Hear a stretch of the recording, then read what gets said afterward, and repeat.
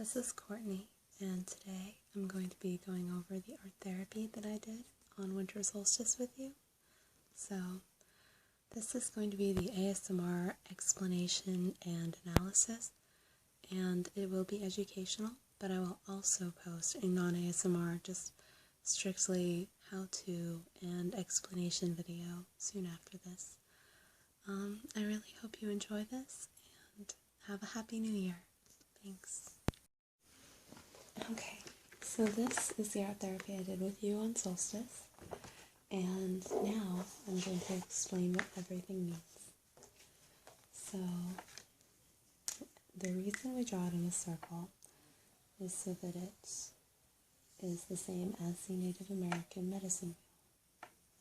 So, we're going to divide our picture into quarters, and so you look at it and you kind of see which direction it's going. Mine is actually kind of wibbly wobbly and timey-wimey now. So mine doesn't really have a straight going up because this is going this way, this is going that way, that's going that way. But I'm going to go ahead and divide it here in the middle like that. So, 1 second. So now we're going to label these. And I have with me the sheet right here, which is what I got in massage school. It basically tells you the meaning of everything. So the upper left-hand corner is the Valley of the Birds, which is the guardian of the mind. It's our mental plane.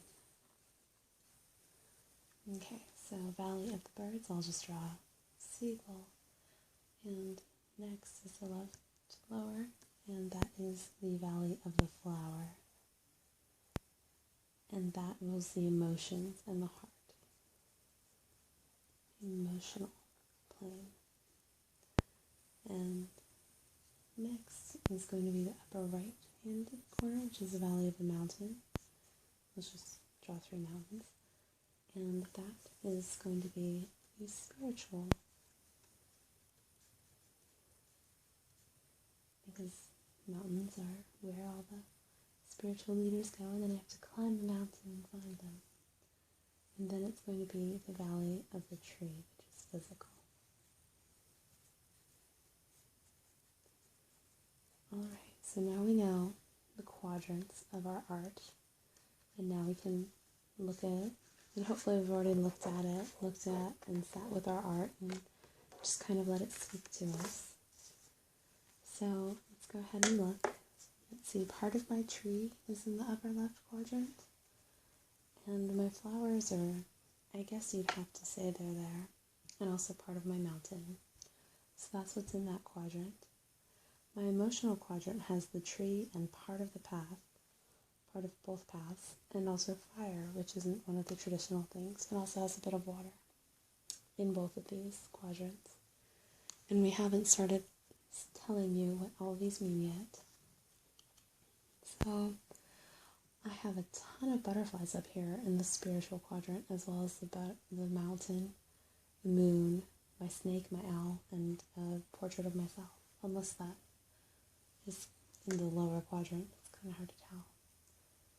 So in my bottom quadrant, I have the path leading somewhere, leading to the shelter, which is here. And I also have part of my snake and part of myself. So let's go ahead and we'll look into what everything means. Okay, so the snake in this, whoops, I just got ink on me. The snake in this art therapy exercise represents what snakes traditionally represent, which is healing, regeneration, renewal, and transformation. So you want to look at where the snake is in your art therapy drawing. So mine is, I would say it's coming from the physical and going toward the spiritual. So take that however you would like it to be. It's your art. So for me, the Valley of the Tree, guardian of the physical body, relationship, resources, and manifestation. Going up into the Valley of the Mountain, which is spiritual activity and experiences, means that through my physical body, I can encounter and have spiritual experiences through this transformation and this renewal and regeneration and healing that I'm undergoing. And so the healing and regeneration could be, the root could be in physical, but the direction it's heading toward could be spiritual. Okay, so the bird. Go ahead and take a look at what type of bird you drew. That will have a significance for you. And I chose an owl, which is one of my totems. It's clear-sightedness. That's the part of the animal totem that I personally relate to because I'm no longer a night person. I'm a morning person now. And so the bird is a messenger. It's a deep intuitive voice. And wherever it is where I listen and communicate. It's where I am willing to be a messenger and to give voice. So that definitely fits because it is in my spiritual quadrant and it is on my arm because I drew myself yet again. So the bird is in communication with me in my spiritual quadrant, and that means that that's where I'm willing to speak out and to have a voice. And you can see how I have multiple butterflies? If you had a bird in every quadrant, then maybe you're willing to speak out in every area of your life. And if it's in just one like me, then maybe that's just your most focused area. Or if it's in 3 but not 1, it could mean that maybe you're very outspoken except for in that area. So you would want to analyze where that falls. Okay, so the butterfly is what's next. And the butterfly is a process of change that has completed itself or is in the stage of completion. There's a typo. That's okay. So my butterflies are all up in my spiritual quadrant and a little bit in my mental quadrant. So I would say that I'm probably in the stage of spiritual completion right now. I'm pretty satisfied with where I am. I'm not trying to change anything right now. Not spiritually.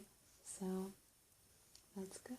And since the moon is so prominently here, and it doesn't have a definition because I added it, I'm going to go ahead and say that that represents feminine, perhaps divine feminine or intuitive guidance. So that's also in my spiritual realm. And that's going to have a large impact since I drew it so large. Okay. So the flower. This is where you're opening up and unfolding. This is where you're blossoming. So I only drew 3 flowers, and they're very small, and they're over here. I guess they're in the mental quadrant. They aren't exactly in my emotional. They're kind of on the boundary between my emotional and my mental quadrants. So if I am unfolding and blossoming, it would be maybe, I'm going to have to say in my mental quadrant. So that's where I'm blossoming. And wherever you have flowers, that's where you're blossoming. Alright, and I have 2 paths again. So it is the direction and the goal known, and it's also your discipline to support that goal. So in reference to the discipline, what type of path do you have? Is it a very straight and set path? Is it like a sidewalk? Or however you drew it, that's going to represent the direction and your known goal. And so I have a dirt path here. So that's something that has been worn away over time, but it's also something that can easily be changed. And this cobblestone path is much more sturdy. So this leads home. This leads to shelter. So for me, the path home is always a stable one. But this unknown path over here is a little less known to me. And my discipline to support the goal, I guess, wouldn't be as strong as that to my family ties.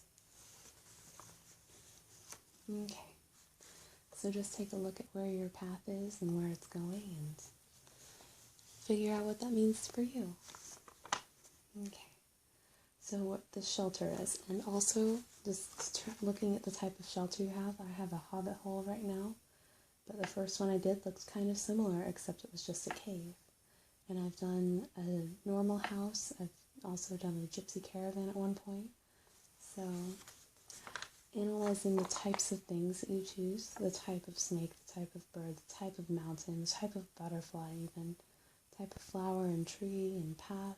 You can analyze all of it and find a deeper meaning.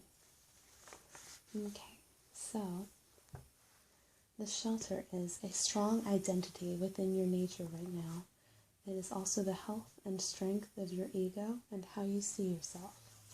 So I guess I see myself as cozy and small. Now, analyzing my little hobbit hole, it's in the physical quadrant, so I'm probably just very at home with myself physically right now. I'm very strong in myself here. I might not necessarily know what's going on in my emotional or mental, or even feel as grounded in my spiritual, even though I have all those butterflies there. But in my physical body, I feel very grounded. So grounded that I'm underground in a little hobbit hole in the Shire. Okay. The Hobbit was really good, I thought, by the way.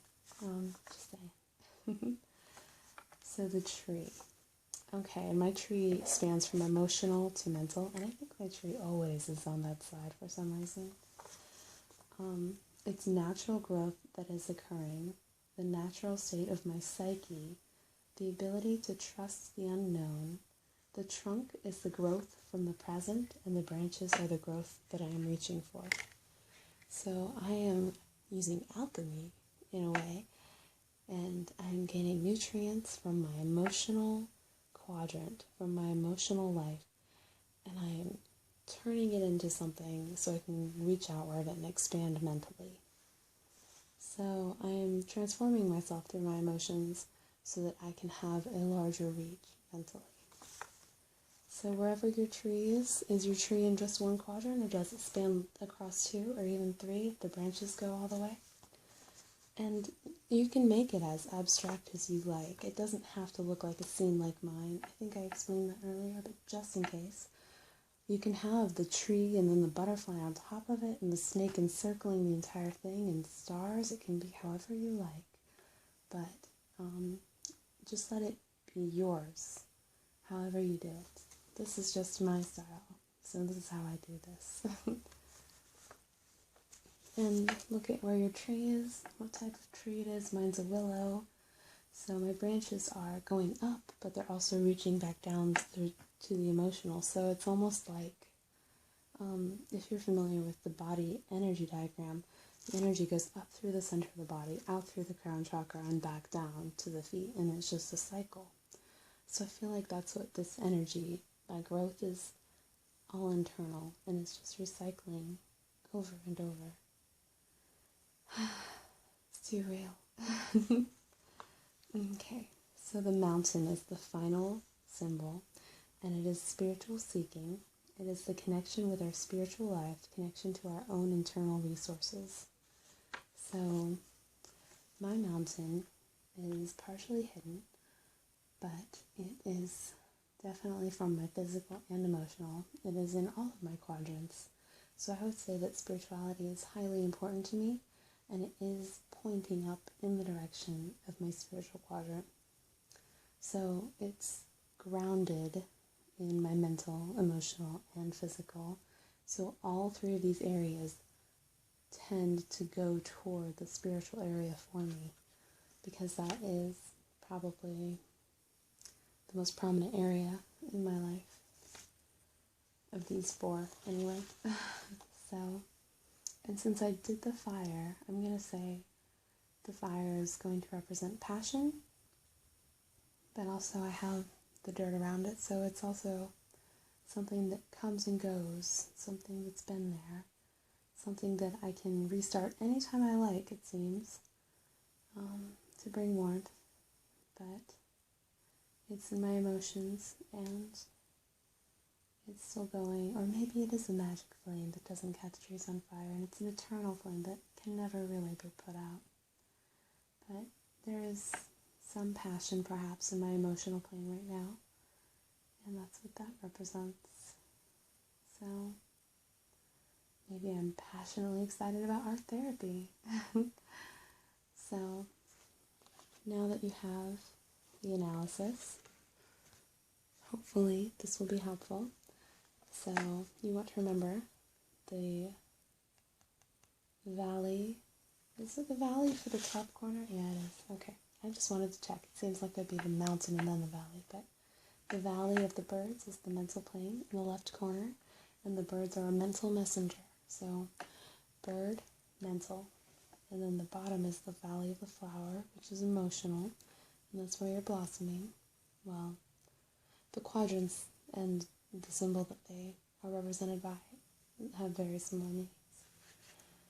Then it's the quadrant of the physical, which is the tree, the valley of the tree, and then it's the valley of the mountain. So hopefully this was informative. I really enjoy it. Maybe I'll do a tour of my other art therapy exercises, and I just got a book on new ones, so I'll have to perhaps do some of those with you if you like. I can make them shorter. Go ahead and give me feedback if it was too long, the first one. So here's my art therapy. Thanks for sharing it with me, sharing this experience with me. And I hope you enjoy all of your own art therapy endeavors. Thank you.